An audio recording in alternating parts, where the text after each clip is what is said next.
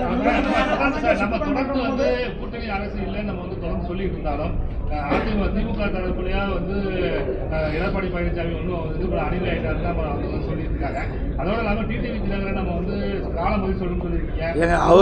அவரெல்லாம் பதில் சொல்ற அளவுக்கு அது கேட்காதீங்க. தயவு செய்து வேற ஏதாவது கேள்வி. அவர் இருக்குதான்னு சொல்றாரு, அதுக்கு நாங்கள் ஒன்றும் சொல்லலையே. நாங்கள் அதிமுக பாரதிய ஜனதா கூட்டணி. ஆமா, நிச்சயமா சார், நாங்கள் தெளிவுபடுத்திட்டோம். எங்களுடைய சிலது தான் பேச முடியும், ஊடகத்தில் சிலது பேச முடியாது. ஒரு கட்சினா சிலதை வெளிப்படுத்தலாம், சிலதை வெளிப்படுத்த முடியாது. எல்லாமே வெளிப்படுத்தணும்னு சொன்னா நடக்காது.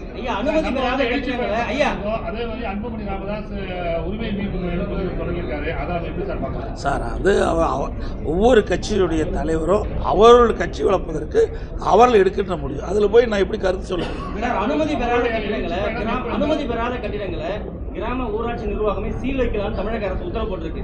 வரைபடம் வாங்குறதுலயும் பிரச்சனையா இருக்கு. கிராமத்தில் போய் ஒரு உத்தரவு போட்டா எப்படி சார்? அதாவது இந்த அரசாங்கத்தை பொறுத்த வரைக்கும் மக்களுடைய பிரச்சனையை தெரியாத ஒரு அரசாங்கமாக தான் இது பார்க்க முடியும். கிராமத்தில் பொறுத்த வரைக்கும் நானும் கிராமத்தில் இருக்கவங்க. ஒரு கிராமத்தில் தோட்டம் இருக்கு, ஒரு வீடு கட்டுவாங்க. அதில் அனுமதி வாங்குன்னு சொல்லுங்கள், தப்பு இல்லை. ஆனால் அனுமதி வாங்கலைன்னா நீங்கள் உடனே சீல் வைக்கணும்னா அது வந்து இதுவரை அப்படி நடைமுறையில் இல்லை. ஒரு புதிய நடைமுறையை கொண்டாந்துருக்கிறாங்க. மக்களுக்கு முதல் விழிப்புணர்வை ஏற்படுத்த வேண்டும், பிறகு அது நடைமுறை கொண்டாடணும்.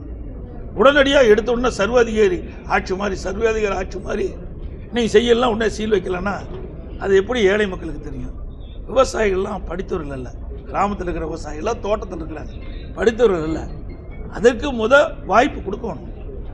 வாய்ப்பு கொடுத்து நீங்கள் தோட்டத்தில் நீங்கள் நிலம் உங்களுக்கு உரிமையாக இருந்தால் கூட நீங்கள் வீடு கட்டினா இது மாதிரிலாம் செய்யணும்னு ஒரு அறிவிப்பை கொடுத்துட்டு அதுக்கு ஒரு கால அளவை கொடுத்து அப்புறம் செயல்பட்டால் பரவாயில்ல.